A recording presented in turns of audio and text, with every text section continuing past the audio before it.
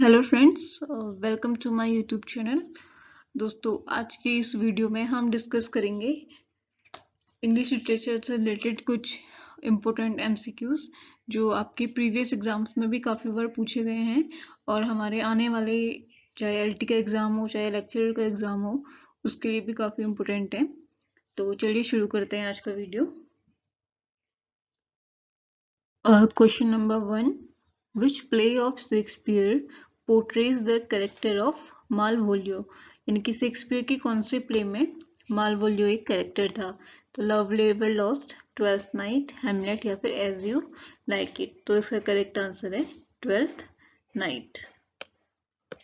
Next question, under the greenwood tree is a novel by Thomas Hardy, Charles Dickens, Matthew Arnold और George Eliot. तो under the greenwood tree ये novel लिखी गई थी 1872 में and this novel was written by Thomas Hardy. Next question, who is the author of the poem Shakespeare? Shakespeare एक poem थी, इन sonnet थी, सोनेट पोयम। इसके ऑथर कौन थे? टेनिसन, ब्राउनिंग, अर्नोल्ड या फिर विलियम वर्ड्सवर्थ। तो ये पोयम लिखी थी मैथ्यू अर्नोल्ड ने। The poem Shakespeare was written by Matthew Arnold and it is a sonnet. Next question, the statement other abide our question thou art free refers to, ये statement किसके लिए कहा गया था? तो ये स्टेटमेंट कहा गया था विलियम शेक्सपियर के लिए। एंड एक क्वेश्चन और इससे बनता है कि who said other abide our question thou art free? तो ये कहा था मैथ्यू अर्नोल्ड ने। और मैथ्यू अर्नोल्ड ने ये स्टेटमेंट अपनी ये जो पोयम है शेक्सपियर, इस पोयम की ओपनिंग लाइंस भी यही थी कि other abide our question thou art free. तो हमारे इस लाइन से ये देखिए 3 क्वेश्चन बन रहे हैं। फर्स्ट क्वेश्चन तो यही कि ये स्टेटमेंट किसे रेफर करता है, then the answer will be William Shakespeare. And who said other abide our question thou art free? said by Matthew Arnold. In which work Matthew Arnold wrote these lines? In the poem Shakespeare. तो यहाँ पे हमारे 3-4 question बन रहे हैं, तो इसको note कर लेना। ये काफी बार पूछा भी गया है कि ये किसने कहा है और किसके लिए कहा गया है। Next question, who called Milton God gifted organ voice of England? Milton के बारे में ये किसने कहा था? Matthew Arnold, Wordsworth, grey, Thomas Gray या फिर टेनिसन? तो ये आपका कहा था टेनिसन ने। टेनिसन ने एक पोयम लिखी थी, टाइटल था उस पोयम का मिल्टन। उसी में उन्होंने ये लाइन लिखी थी कि God gifted organ voice of England. Next question, who is known as the master of dramatic monologue? Dramatic monologue का मास्टर किसे कहा जाता है? Shakespeare, Wallace Stevens, Robert Frost या फिर Robert Browning? So the correct answer is Robert Browning. Robert Browning ने ही dramatic monologue का सबसे अच्छा यूज भी किया था। He is called the master of dramatic monologue.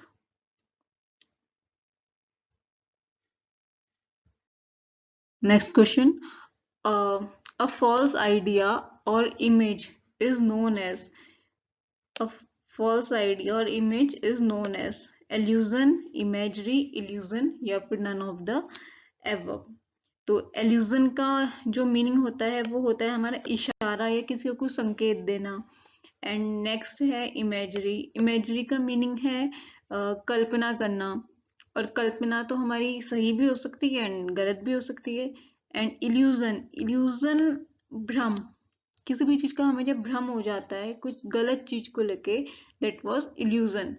And the question जो पूछा है कि अ फॉल्स आइडिया और इमेज इज नोन एज, तो उसका जो करेक्ट आंसर होगा वो होगा option number 3, illusion. Question number 8, one who lives among strangers, recluse, alien, stoic and rustic? So the correct answer is option number B, alien. Next question, negative capability. काफी बार पूछा गया आपके चाहे लेक्चर का exam हो एलटी का exam हो। Negative capabilities associated with Shelley, Browning, W B Yeats, यहाँ पे ईयर्स हो गया है, and John Keats. So the correct answer is John Keats. And अगर क्वेश्चन आता है who coined the word negative capability, तो उसका भी आंसर आपका जॉन कीट्स ही होगा। जॉन कीट्स ने ही इस वर्ड को यूज किया था, इस वर्ड को स्प्लिट ढूंढा था। सो द नेगेटिव कैपेबिलिटी जहां पे भी आपका आएगा उसमें जॉन कीट्स आपका आंसर होगा। Next question, the phrase fearful symmetry appears in fearful symmetry London, the prelude, the tiger and chimney sweeper। तो it was occurred in the tiger, and the tiger किसने लिखा था? विलियम ब्लेक ने। यहाँ पे tiger की spelling भी William Blake ने TYGER लिखी थी। So the correct answer of this question is the tiger. Next question, the rape of the lock is written in the rape of the lock Alexander Pope ने लिखा था। Written in terza rima form में था, ottava rima, heroic couplet या फिर rhyme royal. तो Alexander Pope जो अधिकतर अपनी जो वर्क लिखा करते थे हीरोइक कपलेट में, and this was also written in heroic couplet. Next question, the mystery plays deals with moral values, biblical themes, heaven and hell या फिर magic. So the correct answer is biblical themes. For example जैसे ode to the nativity of Christ है, तो ये भी कैसा आपका odd होगा? मिस्ट्री प्लेस में ही वो आएगा, उसी में आएगा, बिकॉज वहां पे भी एक बाइबिकल थीम है कि क्राइस्ट की जो बर्थ की स्टोरी है वो वहां पे बताई गई है। Next question, what is the name of the villain in Othello? Othello is a tragedy written by William Shakespeare। उसके विलन का नाम इयागो, ओसवेल्ड, सेबेस्टियन या फिर Caliban. So the correct answer is Iago. Next question, here is God's plenty, who is Dryden referring to in this remark? Here is God plenty, Dryden ने ये कहा था। Dryden ने ये किसके लिए कहा था? शेक्सपियर के लिए, जॉफ्री चौसर के लिए, क्रिस्टोफर मार्लो के लिए या फिर स्पेंसर के लिए। So the correct answer is Geoffrey Chaucer, and Geoffrey Chaucer ही हमारे father of English literature and father of poetry, English poetry ही इनको कहा गया है। जॉफ्री चौसर का एक वर्क है कैंटरबरी टेल्स, वो भी हमारा काफी इंपोर्टेंट वर्क है। Next question, who accused the words who accused Wordsworth, ये एक ही है, विलियम वर्ड्सवर्थ की यहाँ पे बात की जा रही है। Who accused Wordsworth of being a lost leader?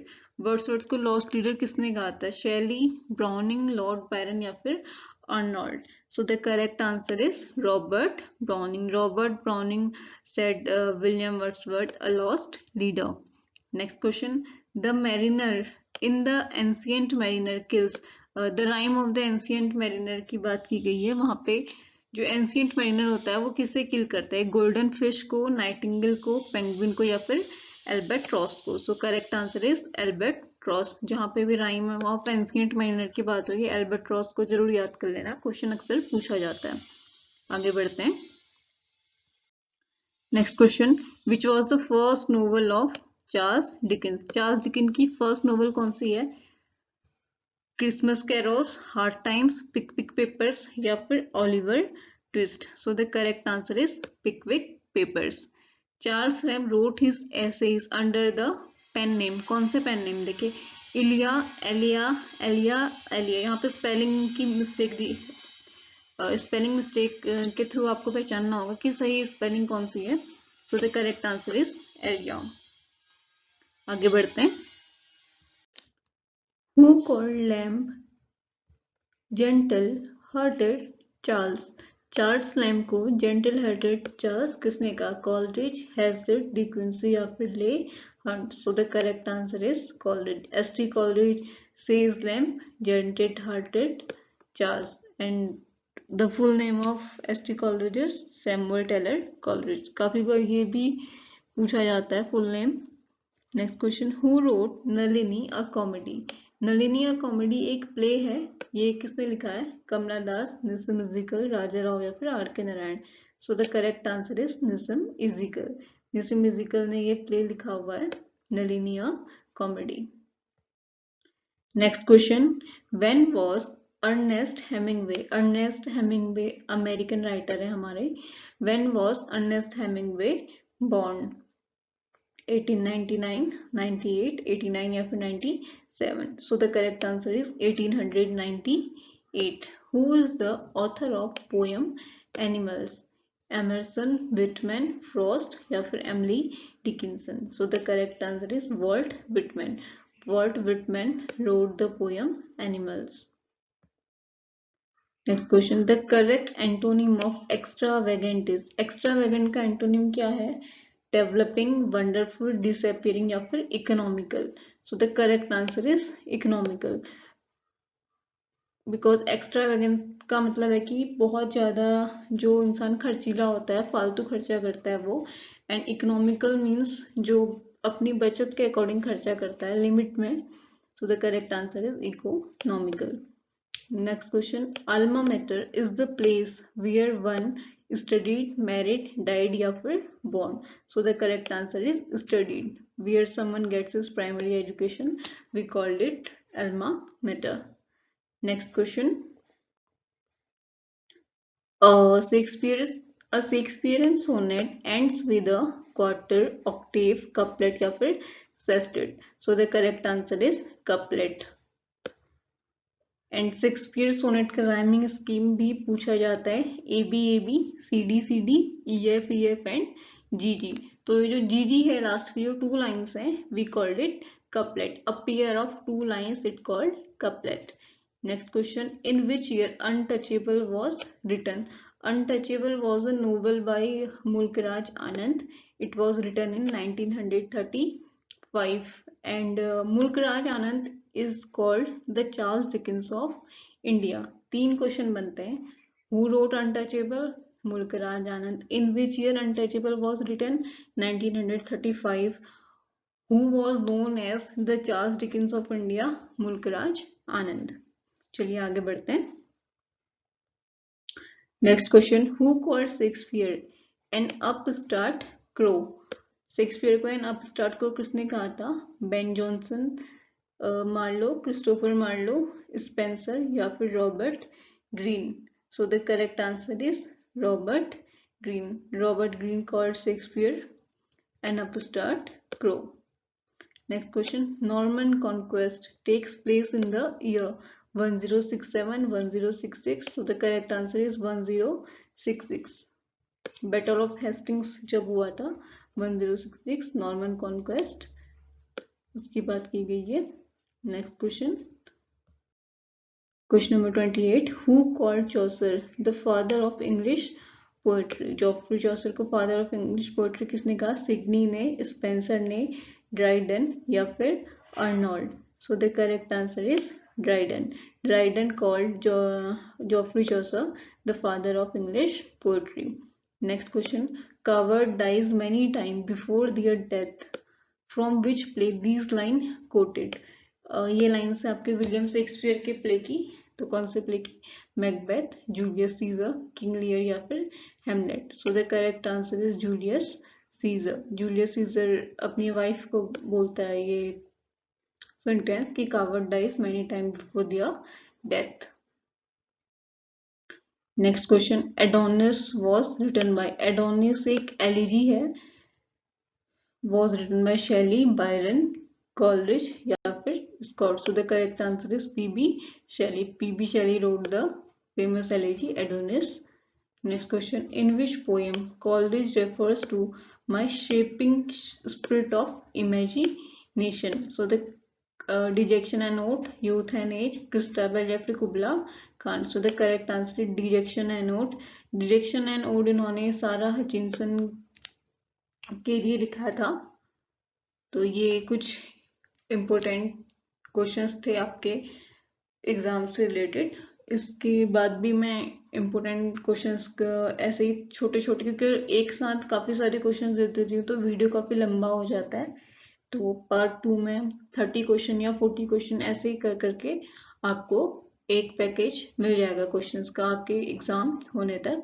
तो इसमें से जो भी क्वेश्चंस हैं आप इनको नोट कर लीजिए या फिर आप इसका स्क्रीनशॉट भी ले सकते हैं. और अगर आपको वीडियो पसंद आता है तो प्लीज लाइक जरूर करिए. और वीडियो क्वालिटी का एक कुछ इश्यू हो रहा था, वो कमेंट में बता देना कि वीडियो क्वालिटी सही है या नहीं. तो thank you for watching. Please like, share and subscribe my YouTube channel. And best of luck for your exams.